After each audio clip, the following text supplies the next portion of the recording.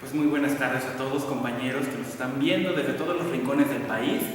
En este momento nos encontramos con el doctor Fernando Ramón-Huesca, académico, investigador de la Benemérita Universidad Autónoma de Puebla, quien desde hace mucho tiempo nos está impartiendo clases aquí. Entonces, en esta ocasión estamos reunidos para llevar a cabo una pequeña entrevista con motivo del 35 Encuentro Nacional CONEFI, que se va a llevar a cabo dentro de muy pocos días. Y en ese sentido queríamos dedicar este espacio para exponer algunas ideas y alguna suerte de diálogo con nuestro invitado de honor en esta ocasión. Entonces, doctor Huesca, ¿cómo se encuentra? Muy bien, gracias. Gracias por la invitación. No, al contrario, muchas gracias a usted por aceptar. Más bien aquí, la primera pregunta sería, ¿qué puede decirnos usted sobre su carrera profesional?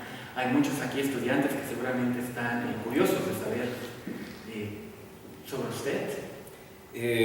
Puedo decir que estudié primero la licenciatura en biología en esta universidad, después la licenciatura en filosofía, luego hice estudios de maestría y doctorado en la UNAM. Y bueno, en esto ya me inserté en la actividad docente de nuestra facultad, también en la UNAM, entonces pues ya de alguna manera mis actividades académicas pues tienen que ver sobre todo con la docencia y la investigación. ¿Qué líneas usted trabaja de investigación, doctor? Hay toda una variedad en esta facultad que uno ya nunca sabe. Sí, digamos, lo que tengo de momento en marcha son proyectos sobre todo sobre filosofía de la mente y sobre economía política. O sea, de alguna manera estudio sobre la historia del pensamiento económico en relación, por supuesto, a fenómenos políticos contemporáneos y el estudio de distintos paradigmas sobre lo mental. O sea, como que en eso se concentran ahorita gran parte de mis actividades docentes y de investigación. Qué bueno, doctor. ¿Podría comentarnos algo más sobre, por ejemplo, ese tema de la economía política, fenómenos contemporáneos? Tiene que ver mucho con lo que estudié en mi tesis doctoral, que era precisamente un mapeo de las ideas económicas en Hegel en relación a la historia de la economía política clásica. Entonces, de alguna manera para mí fue muy interesante estudiar de lleno los textos de estos clásicos como Smith y Ricardo, como para entender en primer lugar cómo funciona el mundo económico moderno en un sentido capitalista, y después entender cómo esto es apropiado en la filosofía de Hegel, buscando un cierto, paradigma político en el cual se satisfagan necesidades básicas y espirituales para todos los miembros de la comunidad política. Entonces, para mí fue muy rico precisamente el estudio de estas fuentes clásicas en mi tesis, que, bueno, en primer momento pues sí tiene un motivo sobre todo científico o teórico, ¿no? Establecer un análisis propio sobre un problema en la historia de la filosofía. Lo que yo diría es que a final de cuentas estas lecturas resultaron ser muy interesantes como para estudiar fenómenos económicos y políticos contemporáneos.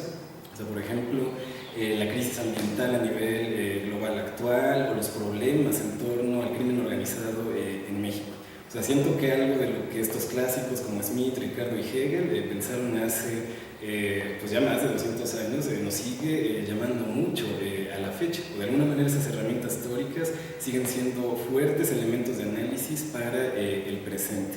Y por supuesto también mencionar que esta base de estudio, ¿no? Economía política clásica y Hegel es una base de estudio muy, atractiva para después entrarle a Marx, otra figura ahorita para mí importante a nivel teórico como para entender estos problemas ambientales y políticos del presente. Entonces, bueno, esos estudios sobre la economía política clásica y Hegel después me dieron elementos importantes para entender, yo diría de manera no sé más intensiva o profunda a Marx.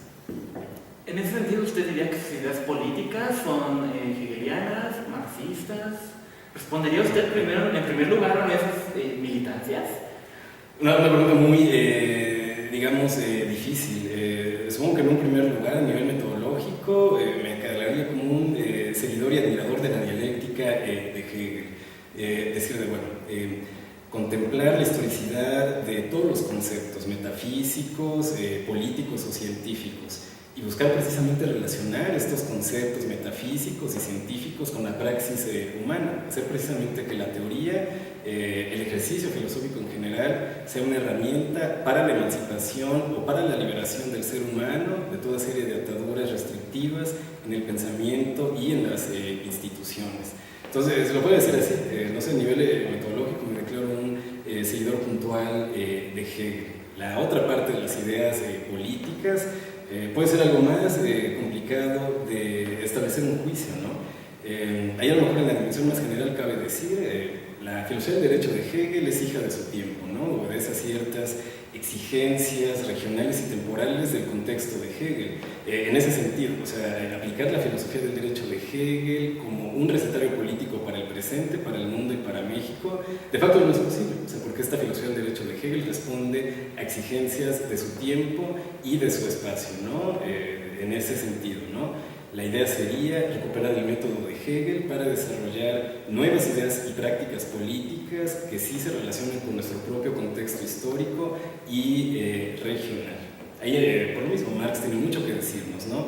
¿Qué hacer con Hegel a nivel metodológico para actualizar un análisis político presente? La idea, digamos, para una práctica emancipatoria actual en México y en el mundo, uno debe recuperar a Marx, justamente porque ahí está una clave para entender los problemas graves de la propia economía capitalista. Y sin embargo, doctor, me da la impresión de que hay una serie de prejuicios bien consolidados y que precisamente por prejuicios no podemos darles mucho crédito, al menos no seriedad académica, que tienen que ver realmente con esas ideas marxistas que se asocian directamente al comunismo y otros episodios históricos que al parecer a la mayoría de la gente les resultan desagradables.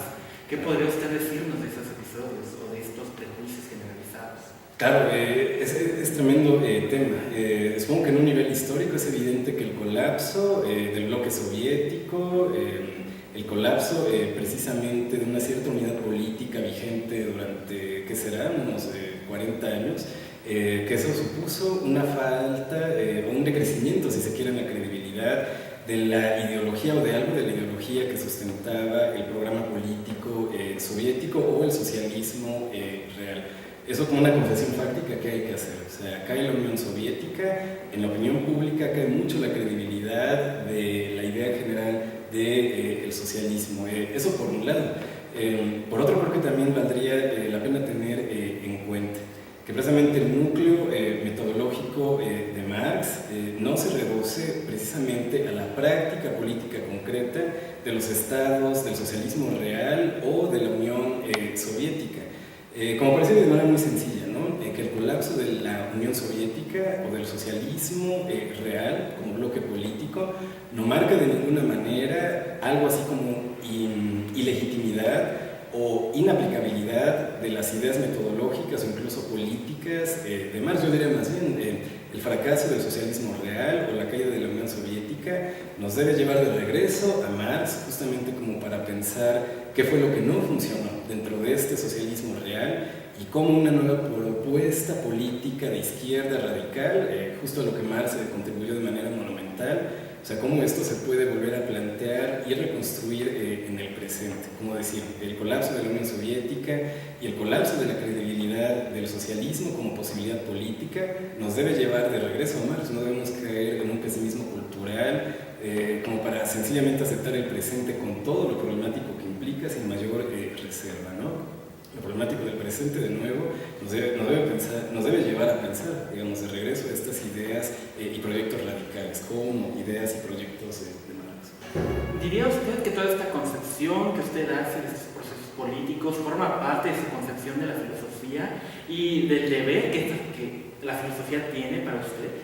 Claro, trae una pregunta también, digamos, yo en lo más esencial diría que sí, en este sentido, ¿no? La unidad de teoría y praxis. Es una idea que se encuentra íncita en el núcleo metodológico de la dialéctica de Hegel y que supongo que en su aplicación concreta en el presente nos lleva a lo siguiente, ¿no? O sea, pensar que justamente el ejercicio de la filosofía a nivel individual o a nivel institucional, a nivel académico o a nivel de la aplicación en la vida cotidiana, en uno u otro nivel, la idea sería pensar el destino de la actividad filosófica como generando una actividad práctica en la cual se dan elementos adecuados para la socialización entre seres humanos en un sentido de igualdad económica y política. Es decir, la filosofía debe servir para construir una comunidad democrática de agentes humanos que se respetan y reconocen como iguales.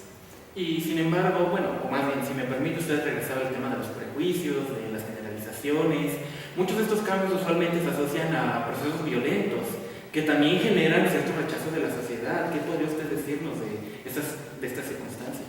Claro, un tema fuertísimo también.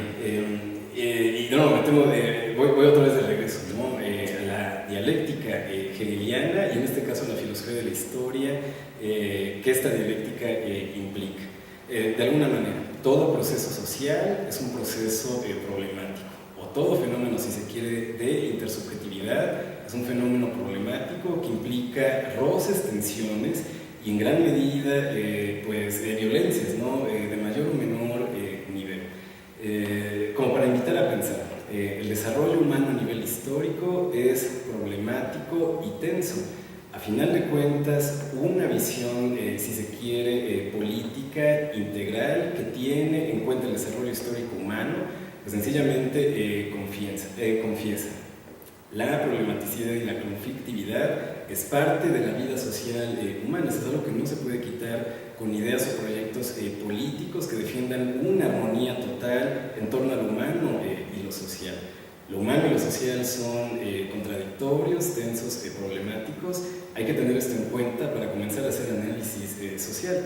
Digamos que en última instancia, pues sí lleva al entendido que sin movimientos radicales o en alguna medida revolucionarios, por lo mismo violentos, no hay evolución o cambio social en la historia. De alguna manera, lo radical, de alguna manera lo turbulento en las relaciones sociales humanas, forma parte de la vida social misma. Esto no lo podemos quitar sencillamente con aspiraciones morales. Me entiendo, señor. Y en tanto usted también es un especialista en el área de estética, ¿cree usted que el arte tiene algo que ver en estos procesos? Muy interesante. Yo diría, de nuevo, ¿no? Un poco en apego al método dialéctico de Hegel, en este caso en aplicación al análisis social. Me parece interesante pensar con Hegel, ¿no? El arte como un producto justamente del desarrollo de la conciencia humana. El humano, al tratar de entender al mundo y de entenderse a sí mismo, genera imágenes artísticas o genera ciertos productos que de alguna manera reflejan su propia condición individual y social. En pocas palabras, el arte acompaña todo el desarrollo histórico humano, dándonos algún tipo de evidencia de los intereses, digamos, profundos, sociales, existenciales que tiene el ser humano en su andar por el mundo, en el arte. Yo diría, venimos siguiendo a Hegel, ¿no? Uno puede entender precisamente estas inquietudes, digamos, existenciales que tiene el ser humano desde los inicios de la civilización. Y en ese sentido, doctor, ¿qué opina usted del arte contemporáneo? Tal como se desenvuelve en estos momentos mientras filmamos esta entrevista, hay películas al por mayor que se producen, hay pinturas de todos los tipos y clases, esculturas, incluso en el arte, volviendo al tema, no hay prejuicios sobre lo que es y no es. Claro. Usted es el experto. No, vaya, este es un tema es sumamente complejo, ¿no? Porque precisamente yo diría, el arte contemporáneo, precisamente pensándose como estas cajas brillo de Warhol o como patos gigantes, ¿no? Ahí nadando en algún río de China. O sea que por arte contemporáneo, pues básicamente se entienden un montón de prácticas que no tienen, digamos, un arreglo u orden formal o técnico específico. Un poco siguiendo una cierta idea estética de Danto, un filósofo del arte importante, ¿no? En el arte contemporáneo, pues todo se vale. O sea, justo la esencia del arte contemporáneo es no tener ningún tipo de reglas o ideologías que marquen lo que deben hacer los artistas o cómo deberían orientarse en su práctica, ¿no? Eso por un lado, o sea, desde una perspectiva, si se quiere así, liberal, que es la que Danto defiende, uno estaría muy contento justamente con esta variabilidad total de prácticas artísticas, ¿no? Donde caben los patos gigantes, pero también caben productos de gran calidad estética, yo diría, como los filmes y los cortometrajes de Carlos Reigadas, un cineasta mexicano. Desde una perspectiva liberal, multiculturalista, esto sencillamente se vería muy bien, o sea, porque hay un montón de prácticas artísticas como acomodadas para el gusto de todos, ¿no? Y hasta ahí parece no haber mayor problema. Pero de nuevo, yo diría, si uno adopta una posición, digamos, de análisis dialéctica, yo diría en el sentido de Hegel, o tal vez mejor aún en el sentido de Marx, uno como que buscaría entender el trasfondo, si se quiere, social histórico de estas prácticas, precisamente como para pensar este tipo de arte contemporáneo como producto de cierta estructura económica y política que es capitalista, ¿no? Por donde se le ve, y que en ese sentido el destino de los fenómenos económicos a nivel de producción y de consumo tiene que ver con la generación de mercancías y la ampliación del margen de las producciones capitalistas, ¿no? Sobre todo en los países más desarrollados. Y que precisamente ese aspecto de la economía, dándose en un sentido capitalista, puede ser fuertemente problemático. Sabemos desde Marx precisamente que capitalismo implica explotación del hombre y destrucción de la naturaleza. Y eso, de nuevo, en una visión dialéctica implica pensar que este arte contemporáneo, en toda esta variabilidad, ¿no?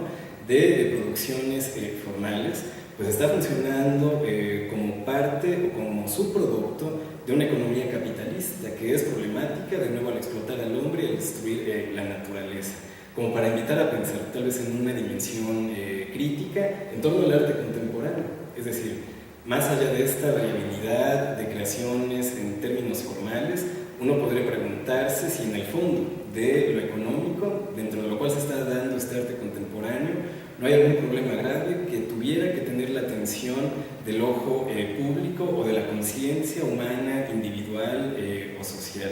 O sea, como que desde esa perspectiva dialéctica, uno vería que hay una totalidad de relaciones económicas que subyacen al fenómeno del arte contemporáneo. Y si este sustrato económico es problemático, la esfera del arte, incluso aunque sea arte contemporáneo, debería volverse problemática también. Podemos pensar en ese sentido, en una función social crítica del arte, como para acompañar algún proceso de emancipación humana a nivel económico y político. Creo que eso también es importante tenerlo en cuenta.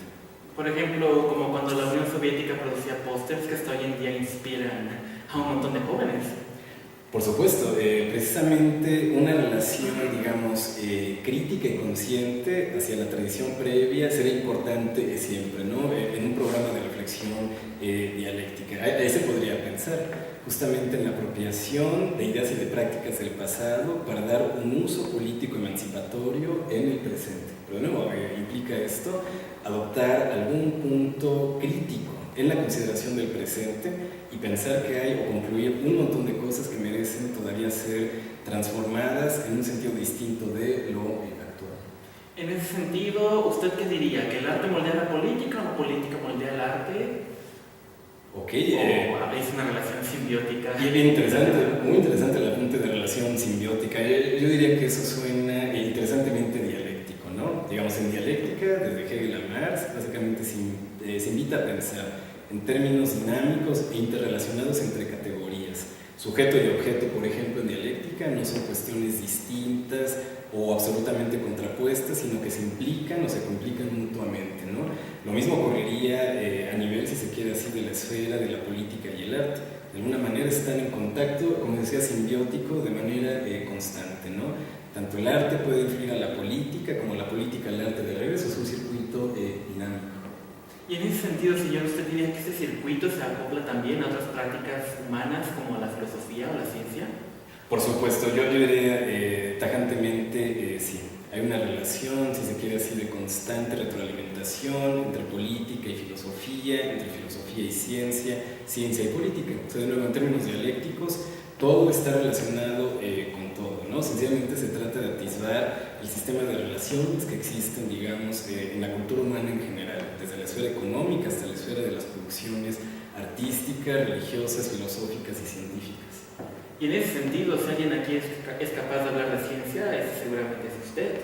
¿Podría, o más bien usted diría, algo sobre el papel que tuvo esa formación científica en su formación filosófica? Yo diría que es una curiosa influencia que mi formación como biólogo me da en mi formación como filósofo, ¿no?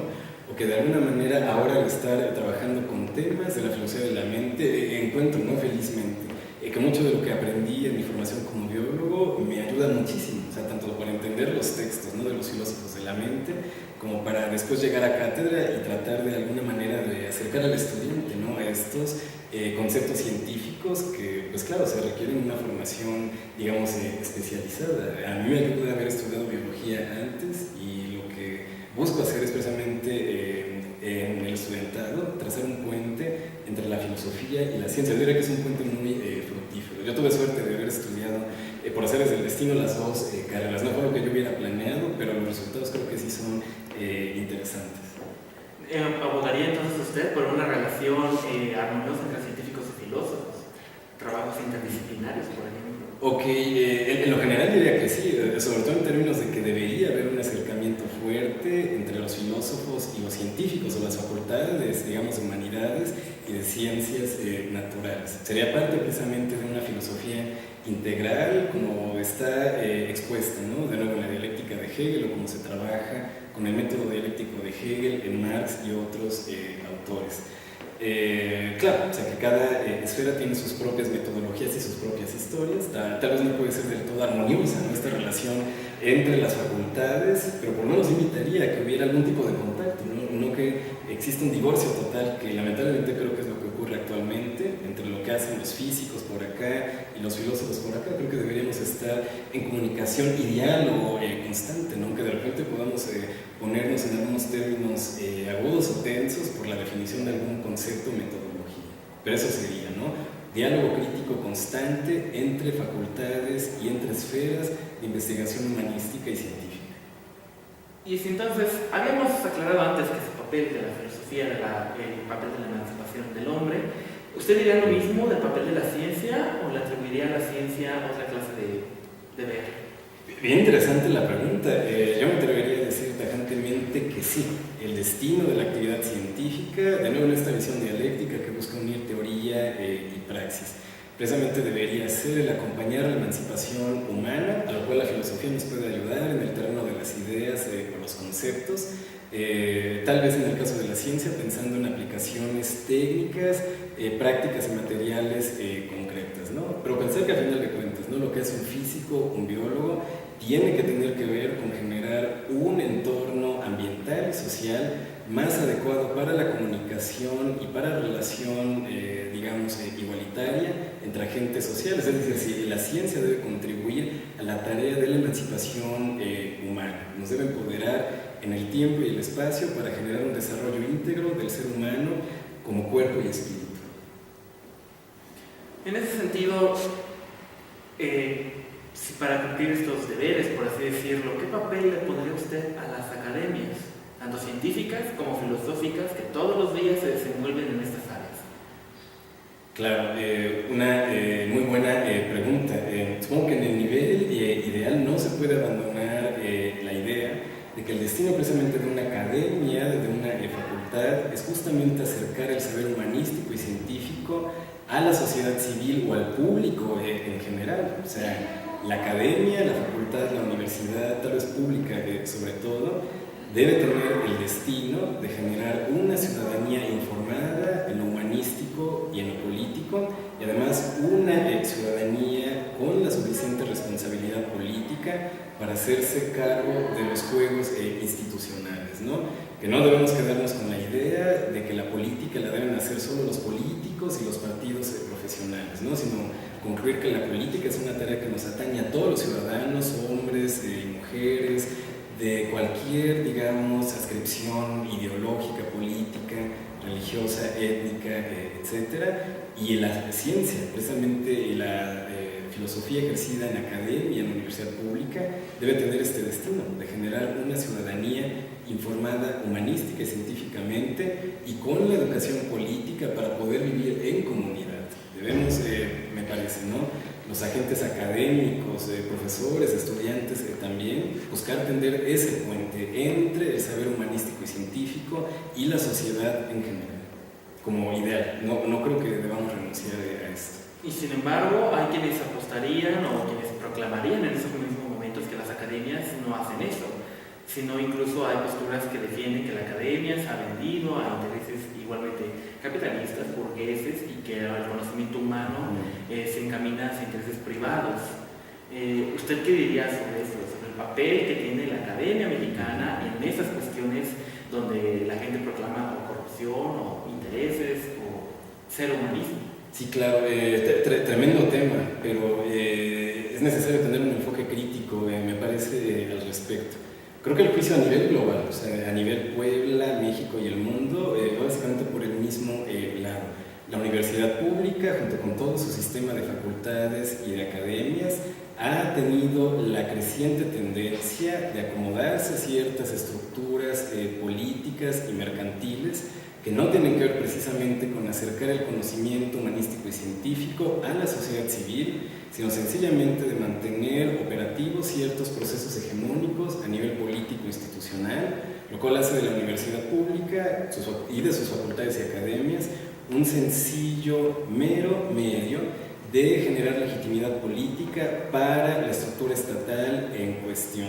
Eso como tendencia global, yo diría, ¿no? De nuevo, siguiendo a Marx y lectores de Marx como Marcuse, Adorno, Benjamin, etc., ¿no? Si la historia misma del capitalismo lleva a una creciente orientación de las instituciones políticas a ser mero medio de protección de la propiedad privada y de estructuras asimétricas de distribución de lo económico o de manejo alrededor de la riqueza social. Y en ese sentido, o sea, se entiende cómo las instituciones del Estado, ¿no?, incluyendo la universidad pública, pues tienden a ser absorbidas dentro de un circuito que tiene que ver con generar riqueza en sentido capitalista. Eso es como que el ritmo natural. La cuestión es de nuevo, ¿no?, adoptar una distancia, una conciencia, una función crítica que nos haga ver precisamente este funcionamiento esencial del capitalismo como teniendo que ver sencillamente con la producción de mercancías y la acumulación del capital, y no teniendo que ver con la salvaguarda de la vida humana o de atender a valores de uso y no solo valores de cambio, ¿no? Que entender esto nos debe llevar a entender que la universidad pública, sus facultades y academias se encuentran en todo momento apeligradas por este funcionamiento esencial de lo económico en sentido capitalista, que debería llevar, supongo, ¿no?, una reacción crítica como para entendernos como un frente en resistencia que debe tener este destino esencial de acercar saber humanístico y científico a la sociedad en general, aunque esto no sea algo que la misma estructura política y económica permita, sino que más bien lo impide. O sea, creo que no hay de otra más que adoptar una posición militante en las academias y en la universidad pública, justamente para actuar a contracorriente de lo que la economía y la política hegemónica y vigente implica. Entonces, bueno, la situación es problemática, ¿no? Porque a final de cuentas, el destino esencial de la universidad pública en este horizonte es legitimar al Estado, eso en cualquier lugar del mundo, ¿no? Se necesita entonces de nuevo esta distancia crítica para proponer acciones a contracorriente, como para cumplir con este destino esencial, acercar la teoría a la práctica social cotidiana, ¿no? Pero eso es algo, supongo, que también tenemos que plantear y entender desde el presente. Bueno, eso no está del todo claro qué es lo que debemos hacer en las academias, ¿no?, para responder a todos estos problemas. ¿No implicaría todo esto un proceso de mercantilización? Involuntaria quizás, pero mercantilización al fin y al cabo. Claro, definitivamente sería el motivo esencial de funcionamiento de la estructura estatal en general cuando hay una estructura económica capitalista, digamos, subyaciendo. La mercantilización de los procesos educativos, médicos, artísticos, científicos, etcétera, ¿no? De nuevo, es la esencia operativa del capitalismo. Lo que me parece hay que hacer es primero entender este núcleo, digamos, esencial de funcionamiento del capitalismo, como teniendo que ver con generación de mercancías y no con protección de la vida humana, de la vida de otras especies no humanas, ¿no? Como para buscar algún tipo de respuesta contestataria. O sea, si la mercantilización de los procesos educativos es lo natural a lo que lleva el capitalismo, hay que buscar estrategias teóricas y prácticas para responder de manera contestataria a esto. Es decir, a lo que invito es a no, digamos, resignarse o a no bajar sencillamente las manos ante esta mercantilización, que en efecto ocurre, y de nuevo ocurre de manera esencial y necesaria cuando está el capitalismo a nivel económico funcionando, ¿no? Pero no es como para aceptarlo sencillamente como algo que ocurre sin mayor distancia crítica, sino como para buscar alternativas, ¿no? Algo, digamos, en el proceso educativo tiene que orientarse en un sentido que no solo sea, digamos, mercantil. Hay que pensar y actuar de una manera crítica y contestataria. En ese sentido, ¿usted estaría entonces de acuerdo con la aprobación de la filosofía, o más bien la inclusión de la filosofía en nuestra Constitución, aun si este mecanismo pudiera prestarse como dispositivo por el capitalismo a futuro quizás? Ok, es una pregunta problemática. Por supuesto que por un lado veo sumamente celebrable y me motiva demasiado, ¿no? Que en la nueva Constitución se contemple la inclusión de la filosofía como parte de la educación básica o como parte importante de la formación de la ciudadanía mexicana. Creo que es bastante esperanzador y ojalá quede a final de cuentas, ¿no? Grabado en la Constitución a partir de todas las discusiones legislativas pertinentes, ¿no? Parece que va por ahí, muy celebrable, ¿no? Que se hayan dado estos esfuerzos. Pero claro, la cuestión será también tener un ojo crítico y una observación muy, digamos, puntual sobre cómo se va ejecutando este proceso institucional, precisamente como para llevar a que se realice en efecto, ¿no? La esencia de la filosofía como actividad emancipatoria y que no quede solamente en letra muerta sobre papel, que nos tomemos en serio los agentes académicos, profesores, estudiantes, esta tarea emancipatoria de la filosofía y nos, digamos, nos aseguremos de que esta oportunidad legislativa institucional redunde justamente en prácticas emancipatorias y no solamente en prácticas mercantiles, ¿no? Que veamos en esto una oportunidad de acción social, ¿no? No quedarnos solamente en el nivel institucional, sino además tratar de vincular lo más posible a la filosofía con la sociedad, con instituciones hasta donde se pueda, pero también actuando de manera extrainstitucional. Han sido respuestas bastante interesantes sobre un montón de temas escabrosos, doctor Huesca. Ahora, una pregunta, yo creo que para ir cerrando esta entrevista, sería si podría usted adelantarnos algo de lo que hablaremos durante su conferencia magistral programada para el siguiente jueves. Muchas gracias por la oportunidad. Puedo comentar, lo que voy a tratar de esbozar es sobre todo las posibilidades políticas que se pueden extraer de la dialéctica como método filosófico, como esto se elabora en Hegel, en alguna medida en Marx, y por otro lado, con cómo la teoría crítica, con un cierto paradigma de investigación o de teorización sobre lo social y lo histórico, o sea, cómo la teoría crítica también puede marcar un horizonte atractivo de vinculación teoría y práctica, ¿no? Pero ambas pensándose, dialéctica y teoría crítica, como programas filosóficos políticos, críticos y emancipatorios, que a nivel de discusiones bioéticas como cuestiones de género, política de drogas, podrían defender propuestas más radicales de las que encontramos actualmente en el juego político hegemónico, ¿no? La idea sería de nuevo, ¿no? Filosofía para la emancipación humana. Y creo que dialéctica y teoría crítica son paradigmas filosóficos que se toman en serio esta tarea. Entonces es de lo que voy a tratar de hablar el jueves en mi presentación magistral. Perfecto. Y considerando que en este momento usted está dirigiendo a los estudiantes de filosofía de todo el país y quién sabe cuántos más, ¿tiene algunas últimas palabras que quisiera compartir tratando ya sobre estos temas filosos, escabrosos, llenos de violencia que nos ahogan? Claro, justo en ese sentido, no caer en la desesperación, no caer en el nihilismo desgarrado, ¿no? Pensar que a final de cuentas, en el estudio puntual y detenido de la tradición filosófica, de toda serie de resultados humanísticos y científicos en general, en la integración de todos estos resultados humanos, uno puede encontrar una clave adecuada para la orientación en la vida cotidiana y en la praxis política, ¿no? No rehuir precisamente al estudio detenido de la tradición filosófica y de toda serie de resultados empíricos que ambos pueden resultar en un programa teórico más completo para la dirección de acciones prácticas, sobre todo en un sentido de emancipación. No caer en desesperación o en rechazo de estudiar detenidamente la tradición filosófica y la historia de la ciencia. Estudiar la historia de la ciencia, toda la tradición filosófica occidental y no occidental. Integrar todo esto nos puede ayudar a dirigirnos mejor en un sentido emancipatorio en el presente. Le agradecemos mucho por todas sus palabras, doctor Huesca. Estoy seguro de que será un honor y un encanto poder presenciar su conferencia del jueves. Al contrario, muchas gracias a ustedes por la invitación y la oportunidad. Y a usted por su atención, doctor. Nos ha respondido con todo el interés del mundo. Gracias. Muchas gracias.